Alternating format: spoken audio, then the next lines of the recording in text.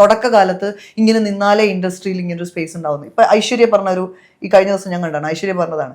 അന്ന് എനിക്ക് അറിയില്ലായിരുന്നു. ഞാൻ വിചാരിച്ച ഇൻഡസ്ട്രിയിൽ എല്ലാവരും ഇങ്ങനെയാണ്. ആ ഫോട്ടോഗ്രാഫർ എന്നോട് ആവശ്യപ്പെട്ട് തുണി ഊരിയിട്ടിട്ട് മറ്റേ ഇന്നർ അണ്ടർവെയർ ഇട്ടിട്ട് ഡ്രസ്സ് അത് കാണിക്കാൻ പറഞ്ഞു എന്ന് പറഞ്ഞു. അപ്പൊ അവർ വിചാരിച്ചു ദിസ് ഇസ്, ചിലപ്പോൾ അയാൾ ഒരു 5 മിനിറ്റ് കൂടെ സംസാരിച്ചിട്ടുണ്ടെങ്കിൽ അവർ സമ്മതിച്ചേനെന്നാണ് പറയുന്നത്. ആ മാനസികാവസ്ഥയെ കുറിച്ചാണ് ഞാൻ പറയുന്നത്.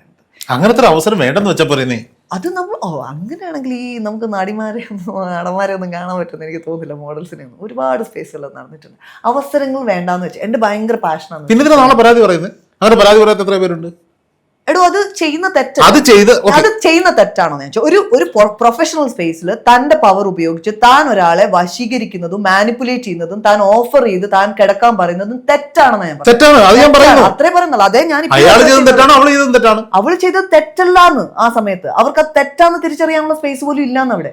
ആ വൾണറബിലിറ്റി അങ്ങനെ തന്നെയാണ് കണ്ടത്. പിന്നീട് അവര് ചെയ്തതും തെറ്റാന്ന് മനസ്സിലാക്കിയിട്ടാണ് അവർ പറയുന്നത്. അല്ലാതെ അവർ തെറ്റത് ശരിയാന്നല്ല അവർ പറയുന്നത്.